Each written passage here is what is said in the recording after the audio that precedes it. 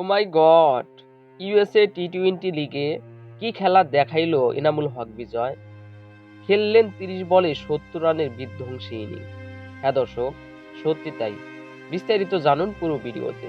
দর্শক, দীর্ঘদিন ধরে বসে থাকা এনামুল হক বিজয় এবার সুযোগ পেয়েছেন যুক্তরাষ্ট্রের আটলান্টা একাদশে। আর সুযোগ পেয়েই তেলে বেগুনে জ্বলে উঠেছেন তিনি। ব্যাট হাতে ২০৫.৭ স্ট্রাইক রেটে মাত্র ৩০ বলে খেলেছেন ৭০ রানের টর্নেডো ইনিংস, যেখানে হাঁকিয়েছেন ৪টি চার ও ৫টি বিশাল ছক্কার মার, যা দেখে হতবাক হয়ে পড়েছে পুরো ক্রিকেট দুনিয়া। এনামুল হককে বাংলাদেশ না বুঝলেও বুঝেছেন আটলান্টা একাদশ। তাই তো তার অবদান হিসেবে মাঠেই প্রমাণ দিয়েছেন টাইগার এই ব্যাটার।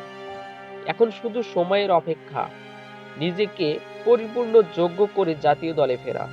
তো সুপ্রিয় দর্শক, এনামুল হক বিজয়কে কি আবারও জাতীয় দলে দেখতে চান নাকি চান না, তা কমেন্টের মাধ্যমে জানাতেই পারেন। ধন্যবাদ।